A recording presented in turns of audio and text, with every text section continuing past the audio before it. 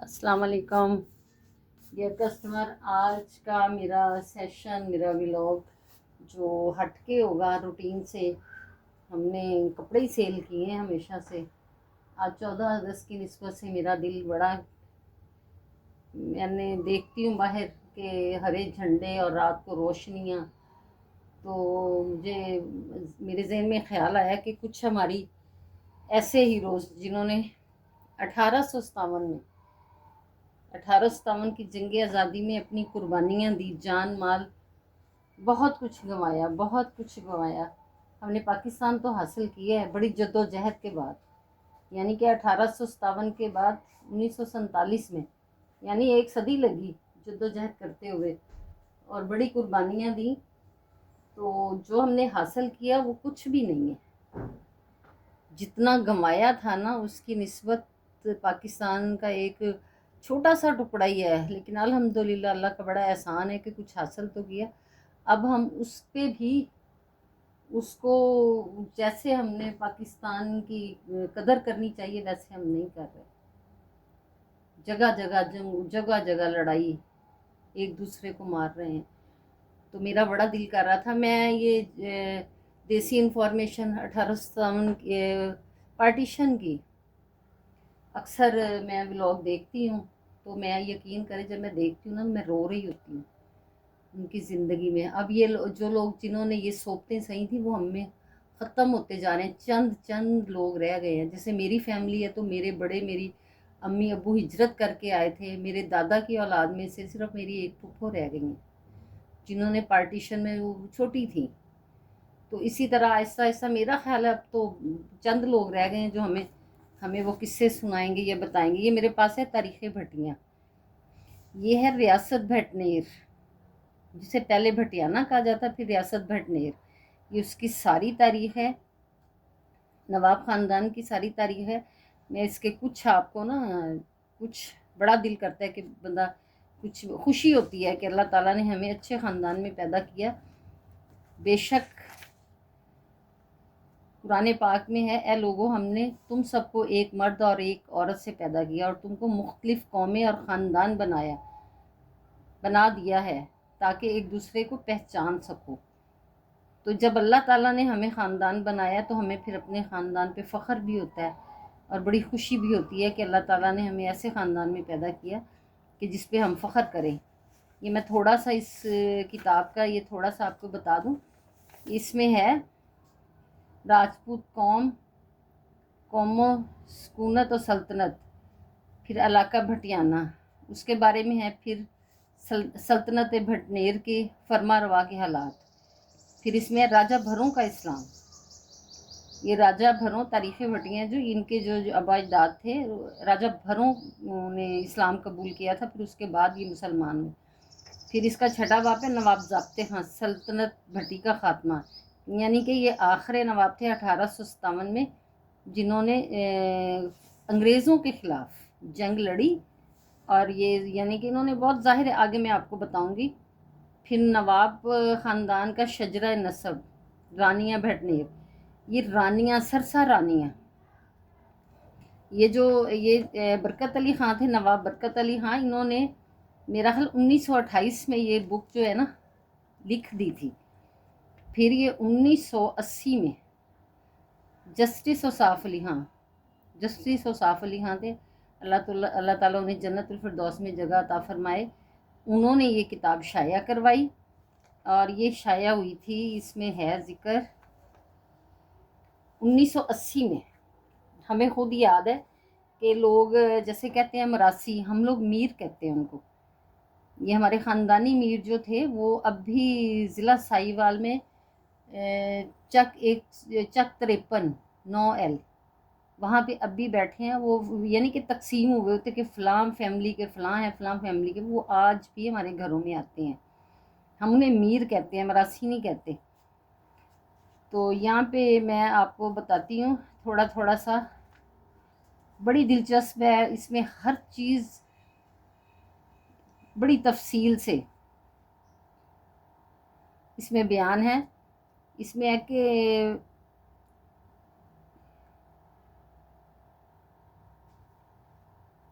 یہ کتاب پہلے قاضی سرور دین بھٹنیر نے فارسی میں کی تھی، لیکن اس کا اردو ترجمہ بعد میں ہوا۔ یہ یعنی کہ وہ اور کتاب تھی، ریاست بٹیانہ، لیکن اس کی طباعت نہ ہو سکی۔ جنگ آزادی کے دوران مذکورہ کتب ضائع ہو گئیں۔ اس خاندان کے نامور صاحب اقتدار لوگ جنگ آزادی 1857 میں حصہ لینے کی پاداش میں پھانسی پر چڑھا دیے گئے، اور اس خاندان کا کوئی تحریری نسخہ باقی نہ رہا۔ یعنی کہ ہمیں یعنی کہ میں نے تو اپنی امی سے بھی سنی ہے، انہوں نے آگے پارٹیشن کا تو سارا ہمیں بتاتے تھے کہ کیسے کیسے ہم لوگ وہاں سے آئے۔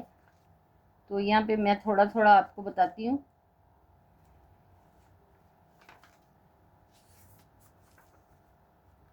یہ بڑی دلچسپ ایسے ہی اس کو ہم پڑھتے ہیں کہ جیسے سامنے بیٹھا کوئی چیزیں بیان کر رہا ہو۔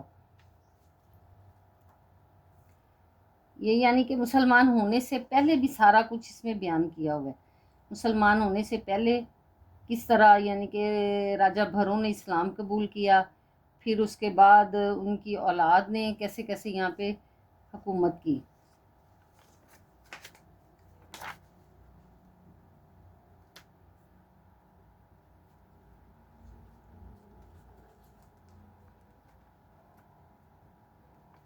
یہ یہاں پہ میں نے پیج پلٹے ہوئے تھے، راجہ بھروں نے جیسے اسلام قبول کیا، یہ یہاں سے میں آپ کو دیکھ کے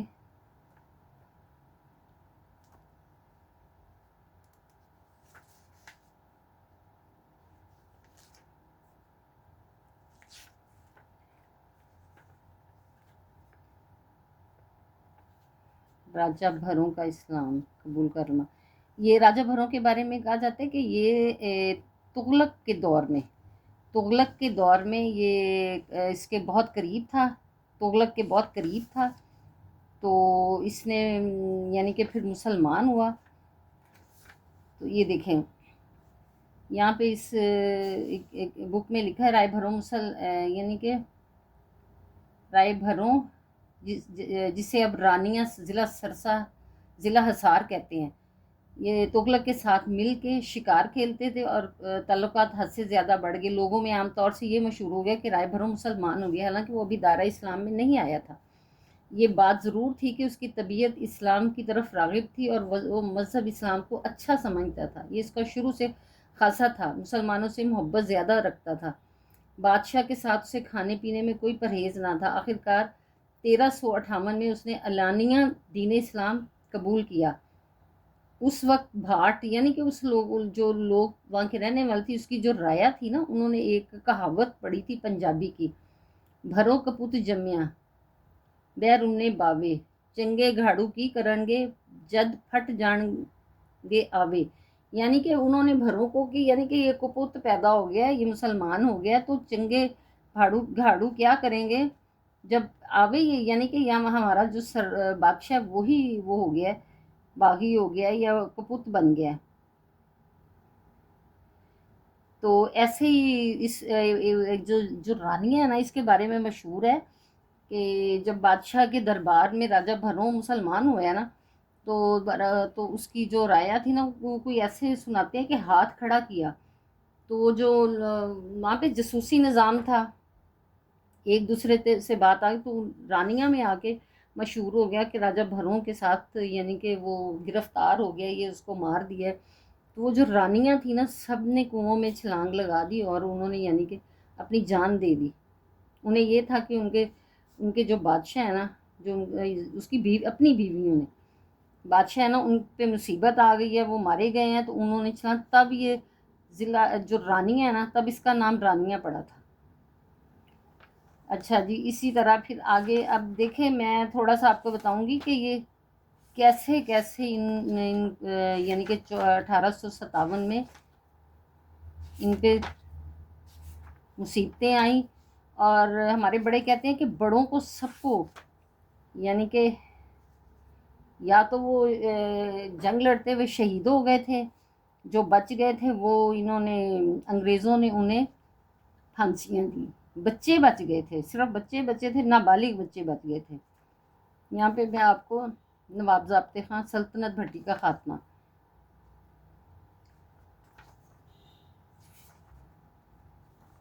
یہ میں آگے بتاتی ہوں کہ یہاں پہ بڑی تفصیل سے ہر چیز ڈیٹیل سے ہے. سرسا رانیہ میں رہنے والے لوگوں کے بارے میں بھی بڑی تفصیل سے ہے کہ کون کون سی قومیں وہاں رہتی تھیں.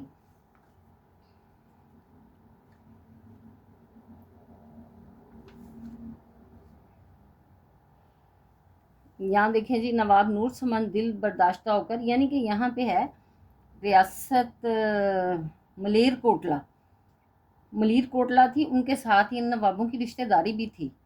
تو نواب نور سمند کو بڑا تھا کہ بھی وہ میرا ساتھ دیں گے.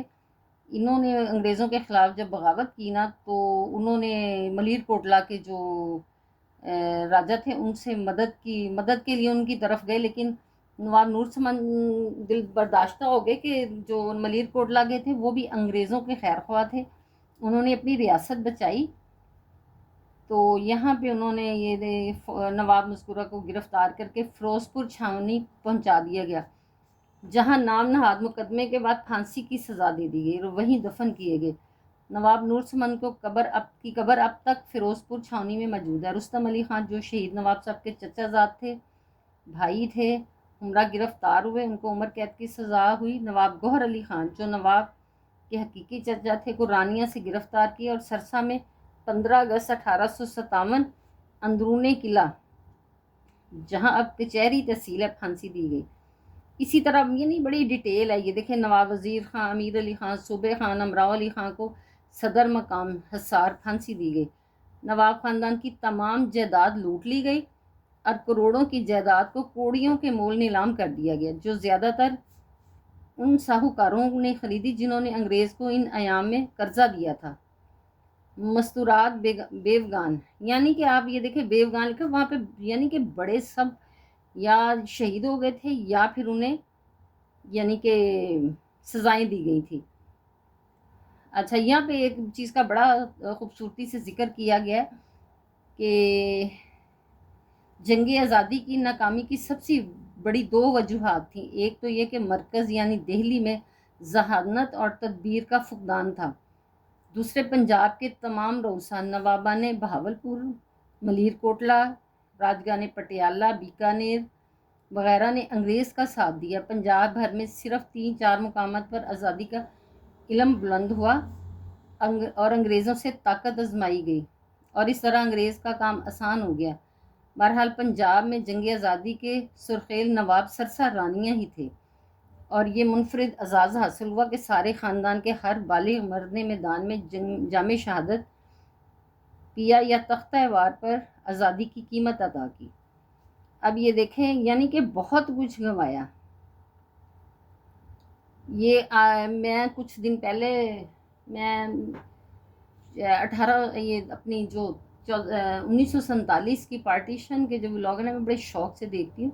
تو یہی رانیہ کے پہ ایک ولاگ تھا. تو وہ جو آدمی جس نے یعنی پارٹیشن میں وہاں سے ہجرت کر کے آئے، تو وہ بیان کر رہا تھا کہ ہم کیسے آئے. تو اس میں پھر میں نے ایک کمنٹس میں لکھا کہ میں نواب فلاں فلاں کی پوتی ہوں. تو یو کے سے ایک بھائی ہیں، وہ یعنی کہ ہماری اس میں ان کے خاندان کا ذکر ہے.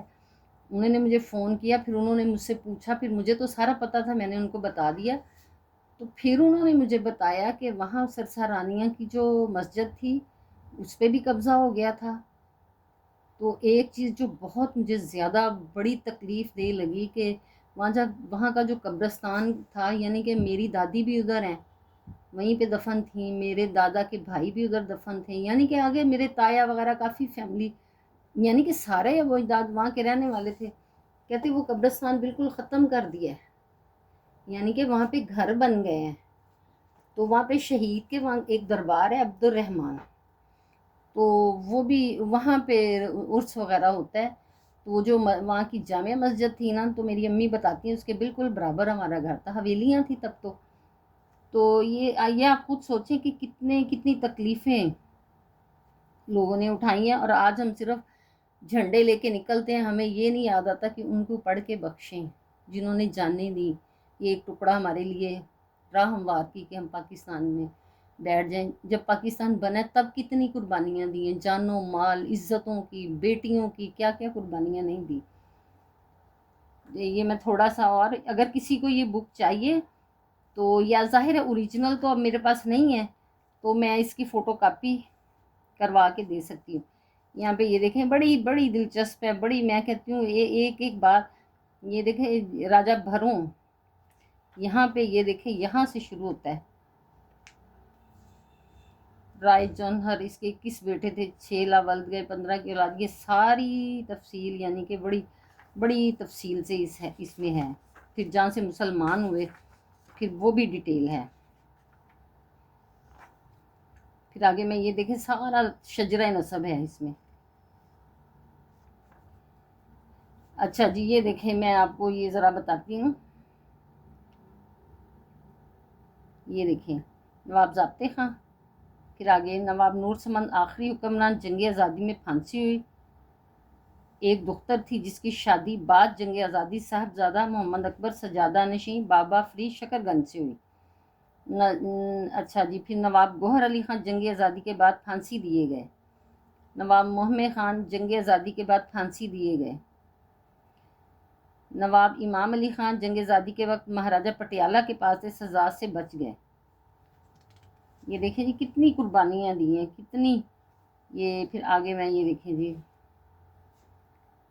نواب فیض طلب خان، نواب امیر خان، رستم علی خان جنگ آزادی میں عمر قید کی سزا ہوئی۔ یعنی کہ یہ میرے والد صاحب ہیں زمان خان، یہ میرے دادا محبت خان، جلال الدین میرے ابو کے دادا۔ اب یہ دیکھیں ان کے بھائی، میرے ابو کے دادا کے بھائی رستم علی خان جنگ آزادی، یعنی کہ یہ پھر بچے ہوں گے، جلال الدین خان بچے ہوں گے۔ یہ نواب امیر خان ان کو بھی جنگ آزادی میں پھانسی ہوئی۔ نواب وزیر خان اسے بھی پھانسی ہوئی۔ یہ دیکھیں نواب امیر خان پھانسی ہوئی۔ یہ یعنی کہ ایسے نہیں ہے، یہ کوئی پاکستان ایسے نہیں حاصل کیا گیا۔ اور اگر کتنی عظیم سلطنت تھی، 800 سال مسلمانوں نے 800 سال مسلمانوں نے یہاں پہ حکومت کی تھی، اور یہ جب گنوائی ہے تو انگریز کتنے تھے؟ صرف ان کا یہ مخبری والا نظام، جاسوسی والا نظام، میر جعفر اور میر صادق، اللہ کا لاکھ لاکھ احسان ہے کہ ہم ان لوگوں میں سے ہیں جنہوں نے قربانیاں دیں، ان لوگوں میں سے نہیں ہیں جنہوں نے انگریزوں کے ساتھ مل کے اس عظیم سلطنت کو ختم کیا۔ اور کتنا نقصان اٹھانا پڑا مسلمانوں کو، اس کا کتنا کفارہ ادا کرنا پڑا، اس اپنی یہ جو اپنے میر جعفر اور میر صادق تھے۔ تو یہ دیکھیں جی یہ دیکھیں یہ زمان خان میرے والد صاحب کا نام ہے، محبت خان، حیات خان، پھر یہ جلال۔ آج بھی ہمیں پتہ ہے کہ ہمارے خاندان کے لوگ کدھر کدھر بیٹھے ہوئے ہیں۔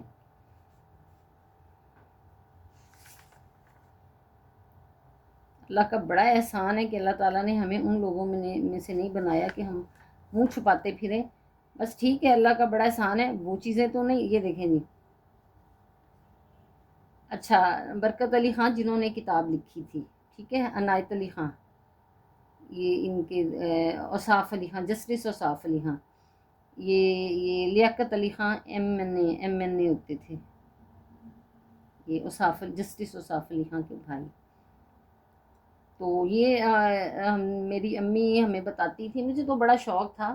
اب تو بچے بیٹھتے ہی نہیں ہیں، بچوں کے ہاتھوں میں موبائل ہے، ان کو دلچسپی نہیں۔ ہم لوگ تو رات کو بیٹھ کے کہانیاں سنتے تھے اپنی امی سے، ہمارے ماموں آ جاتے تھے، ان سے جو بھی کوئی بڑا آ جاتا تھا اس سے رات کو آدھی رات تک بیٹھے کہانی شروع کرتے تھے، ختم ہی نہیں ہوتی تھی۔ تو امی یہ پارٹیشن کے بارے میں یہ بتاتے تھے کہ ایک دفعہ رانیہ سے نا جب پاکستان بننے کا اعلان ہوا تو ارد گرد کے لوگ سارے رانیہ میں اکٹھے ہو گئے تو پھر وہاں سے قافلہ چلا نا، ایک دفعہ قافلہ چلا تو واپس ہو گیا تو امی کہتی ہیں کہ میری امی اس وقت تھیں کوئی جیسے شادی کو صرف 6 ماہ ہوئے تھے، تو آج والی عمریں تو نہیں ہوتی تھی جیسے 25 سال 22 سال 25 سال عمر ہو جاتی، بچیاں پڑھتی ہیں اپنی ڈگری لیتی ہیں تب شادیاں کرتے ہیں۔ اس وقت تو بچیاں 13 سال کی ہوتی تھی فوراً شادیاں کر دیتے تھے۔ تو امی کہتی ہیں کہ پھر ہم جب واپس ہو گئے نا تو میاں جمال الدین، میاں وہ بزرگ تھے نا، تو اس لیے یہ دیکھیں یہ ہے ان کا ذکر جمال الدین۔ تو بزرگ تھے نا، تو میاں جمال الدین کا قافلہ کہا جاتا تھا، نوابوں کا قافلہ. تو سارے ارد گرد سے یہ گڑھ تھا مسلمانوں کا، اور بڑے دلیر تھے وہ لوگ. تو اکٹھے ہو گئے، تو قافلہ ایک دفعہ چلا پھر واپس ہو گیا. تو کہتی ہیں گھر آ کے ہم لوگوں نے پھر گندم بھوننا شروع، چنے بھوننا شروع، یعنی کہ بھون بھان کے اپنا بنایا، تو پھر چلنا شروع کر دیا. تو یہاں پہ میرے تایا عنایت علی خاں ہیں، یہاں پہ ان کا ذکر ہے، میں بتاتی ہوں آپ کو. نام ہے جسٹس اوصاف علی خاں کے والد. وہ اس وقت ریاست بیکانیر کے راجہ کے پاس گئے، ان کے پاس جیپ تھی تب. تو ریاست بیکانیر کے وہ تھے بھی گورنمنٹ ملازم تھے، ان کی جاب تھی. تو وہ ریاست بیکانیر کے راجہ کے پاس گئے، تو اس کی دادی زندہ تھی. تو پھر اس کی دادی نے کہا کہ یہ جو رانیہ کے نواب ہیں نا، ان کا خاص خیال رکھنا، تمہارے دادا کی اور ان کے بڑے کی پگ، یعنی کہ پہلے جب جیسے کہتے ہیں دوپٹہ بدلا ہوا ہے، پگ یعنی کہ انہوں نے آپس میں ایک دوسرے کو دی ہوئی ہے، پگ بدلی ہوئی ہے، تو ان کا خیال کرنا. تو پھر وہ بیکانیر کے راجہ نے اس چیز کا بڑا خیال کیا، اور کہتے ہیں قافلہ جب چلا نا، تو ارد گرد قافلے کے راجہ کی ساری فوج تھی. رات کو 8 بجے کے بعد نکلنے کی اجازت نہیں تھی.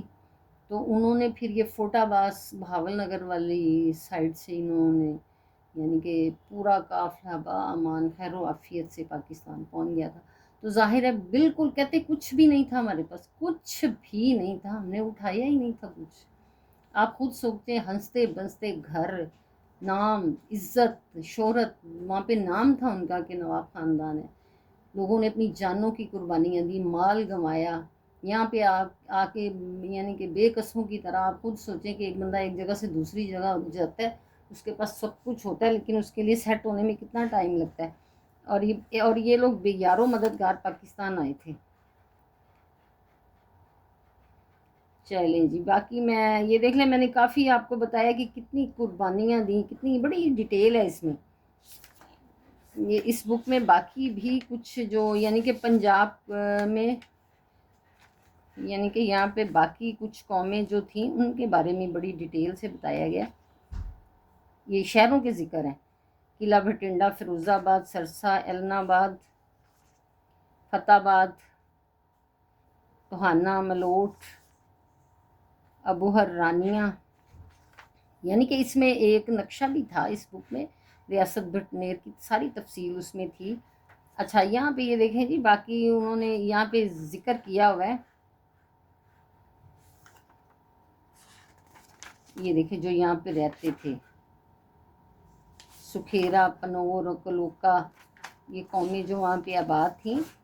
یہ یہاں پہ ڈوگر اور گجر، وٹو، ارائیں.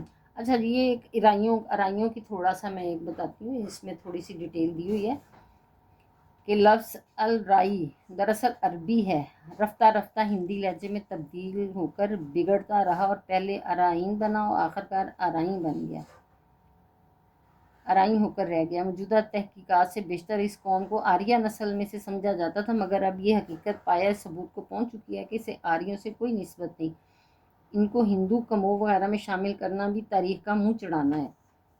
ان کی سادہ زندگی، عربی ڈھنگ کے نام اور رنگدار لباس اس کی کافی شہادت ہے.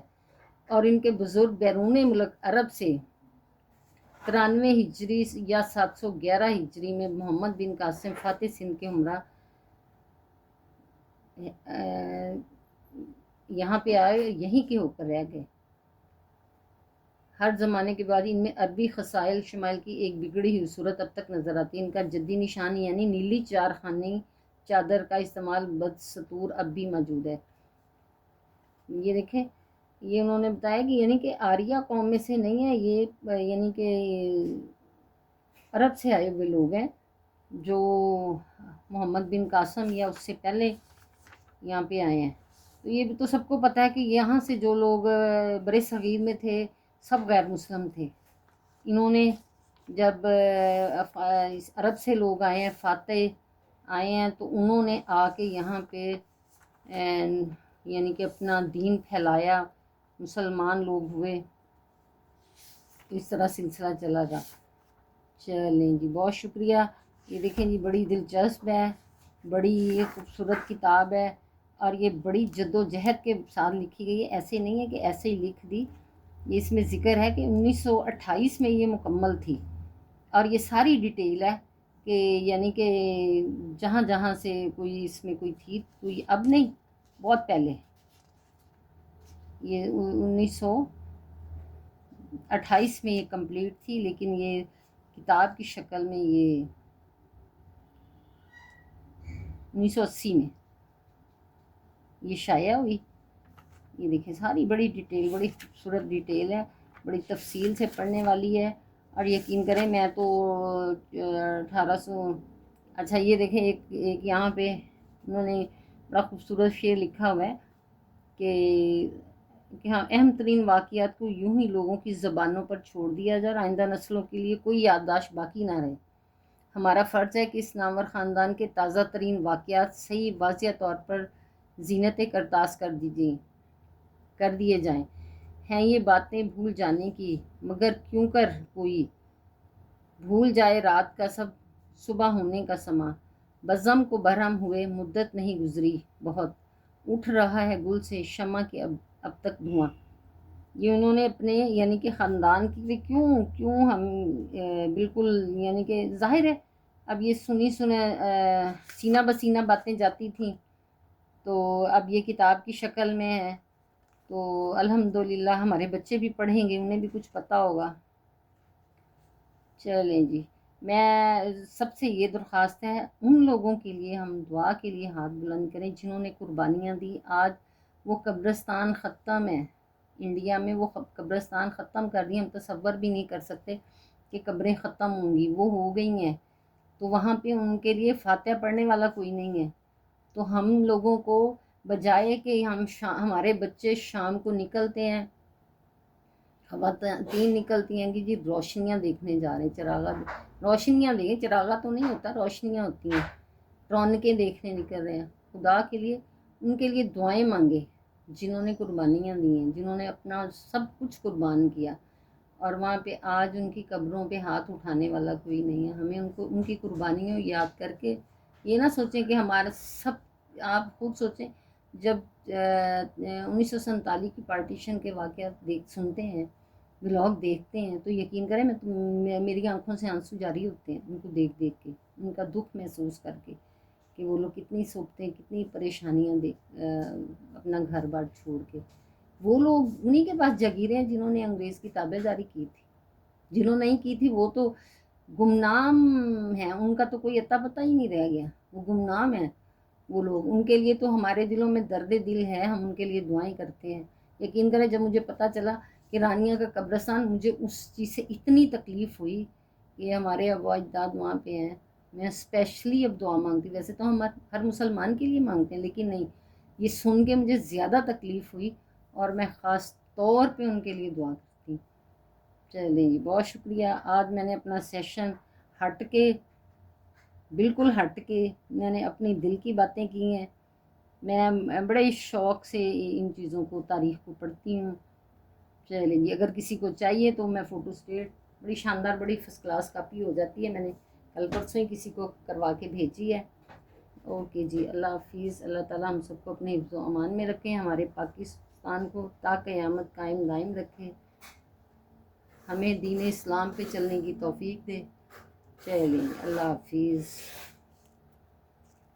یہ دیکھیں تاریخ بھٹیاں، یہ ابھی اسے بھی شائع ہوئے کو آپ سوچتے ہیں سن 80 سے ہے تو میرا خیال 45 سال تو ہو گئے.